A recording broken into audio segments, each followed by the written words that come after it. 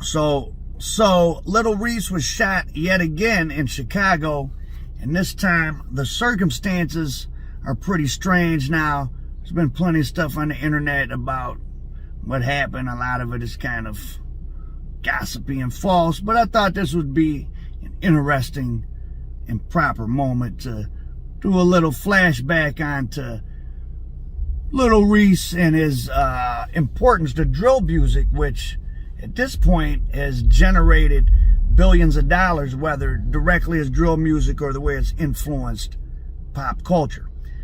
Now, a group of witnesses described what they called a weird series of events in the garage connected to a luxury high-rise condominium where Reese's girlfriend, I guess, lived at and has a Lamborghini truck. I don't know what she does to have a Lamborghini truck, but that's another story.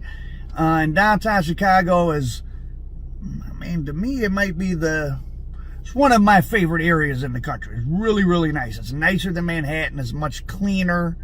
So, some people were parking in this parking garage. They said they were walking to their car when they heard pop, pop, pop, a series of gunshots, and they got in their car and they drove up to the third floor of the garage, and they saw a Dodge Durango crash into a cement airbag, a cement barrier with the airbags deployed, and they told officers that there were 4 people that jumped out of the car. Now, Lil Reese was already less than 100%. Now, Lil Reese was already less than 100% after being shot in the neck less than 2 years ago. He kind of lost his voice. You can tell in some of the new rap songs he made. And while it seems like most of the Chicago drill rappers got out of Dodge a while ago, like Chief Keef, the first well-known Chicago drill rapper who hasn't been in Chicago for years, Lil Reese never left. In fact, he seems to have stuck around a little too much all these years. Now, as we know, drill rap from Chicago is definitely the most influential sound of the last few years after bubbling in Chicago for a while. And Lil Reese is actually one of the key figures in the culture of the murder music of Chicago. 2012 was the year Chiraq. 2012 was the year the word Chiraq was born. And that's the year I Don't Like with Keef and Reese came out. There was almost a 40% spike in murders that year in Chicago. And the police blamed it on gang violence, especially on the South Side, where Keef and Reese were from. And Chicago actually had the most murders of any city in the country that year, though on a per capita basis, because Chicago's very large, it didn't even crack the top 10. Now, to this day, like I said, Chief Keef doesn't come to Chicago, and I was told that it's because, off the record, law enforcement, black Chicago police who blame him for putting fire to the tinder of the smoldering gang wars, blame him and his crew for taking the violence from the streets to the music, and that Keef is in danger if he comes to Chicago, probably more so from the police than from the streets. In 2012, when things got back hot, the gang wars had been kind of slowly dissipating there. I mean, during the 90s and the early 2000s, the feds, during the 90s and all through the 2000s, the feds had one by one went after the El Rookin', Black Peace Stone, Black Disciples, Gangster Disciples, Latin Kings, all these big RICO cases, and they had taken a lot of the leaders off the street, the older guys, and they had broken a lot of the drug rings, though of course drug business never stops. But Chicago, like most cities, had seen its violent crime rate dip quite a bit, and whether it was coincidence or not, with the rise of drill rap, Lil Reese and Chief Keef, it went back up. Now, not only was Lil Reese part of Keef's I Don't Like, he was part of the whole drama that went with Little JoJo. And after I Don't Like came out, and Keef was saying GDK, Gangster Disciple Killer, that's when Little JoJo, I think was 16 at the time, came out with 300K, and 3 means BD, and 300K, of course, meant BD Killer. And Little JoJo, in this infamous YouTube video, pulled up on Lil Reese. So you can hear Reese saying, "I'm gonna kill you." And in fact, just hours after this video, Lil JoJo was gunned down. Now, nobody, I'm sure Reese and them were questioned, but no charges. So who knows who killed Lil JoJo? People like to say it was Reese and Fredo on the internet, but I'm sure if law enforcement had any real information that those guys did it, they would have been happy to charge them or at least take them into custody, and I don't think they ever did that. So who knows? Little JoJo was actually riding on the back of a bike with his friend when a car pulled up, maybe like 5 hours after he put this YouTube taunt that he did against Lil Reese online, and said some other stuff in tweets back when Twitter was popular, pre-Instagram days, and then he ended up dead. Oddly enough, the white music critics treated the drill scene pretty seriously and promoted it. Rolling Stone ranked Chief Keef's first mixtape 25 on the list of the 40 best rap albums of 2014, commenting, quote, "The bleak world from which he came still shapes his sound. It's a bleak and lonely record with few guests and a darkly psychedelic shape formed by drugs and likely PTSD. Yet he finds a gleeful humanity inside the world's rotten core with bluntly potent economical rapping that gets strong mileage per word." This is a pretty elaborate review for a mixtape from a 16-year-old about smoking weed and killing people, but that's another story.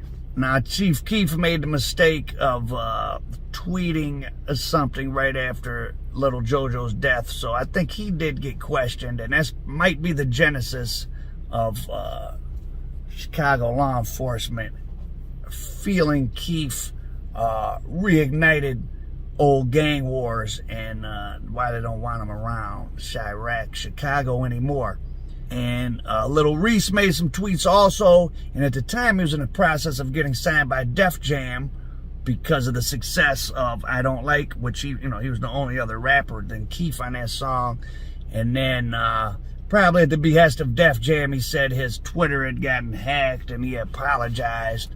Sounds like a order from the corporation Def Jam, because that's how they work. On June 23rd, 2013, Lil Reese was arrested in Chicago and charged with motor vehicle theft after an incident where he was not able to provide proof of ownership of a BMW 750 Li. He also got charged with marijuana possession, which violated his probation for, I think, beating up a girl. Stolen cars and marijuana were at the center of the shooting that happened just less than 2 weeks ago. Coinky dink? Maybe, maybe not. So, now for the latest shooting. According to a report from Fox 32 Chicago, a man tracked his son's stolen car to a parking garage using a GPS tracker and tried to detain the guys in the stolen car, of which apparently Reese was one. The 55-year-old father had used a GPS tracker and his son's cell phone to follow the Dodge Durango. When he arrived to confront the people inside the car, again, which included Reese and these other guys, another guy popped out. It sounds like he might have been with the father and began firing at the vehicle, not at the father. So if it was somebody protecting Reese and them, they would have shot at the guys coming for them. Driver rushed away from the scene and crashed before the people inside exchanged gunfire with the other shooter. And Reese, again, was one of the people inside the car. Now, Reese, after getting, I guess, grazed in the eye and, being in this big media storm, of course, he had to make some type of statement to the police. And he said he was meeting the guys to buy some weed, and he doesn't know why all the shooting started.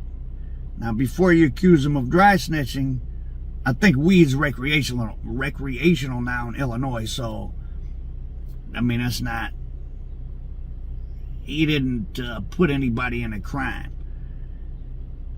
Now, is it possible that you call some guys to bring you some weed and they come over in a stolen car, and then whoever they stole the car from tracks them over there, and you just get mixed up in a shootout? That sounds unbelievable, but it's definitely possible, because if you're really dealing with wild people, like crazy stuff is going on all the time, and if you're around enough people doing wild things, you could get drug into it. So could be possible.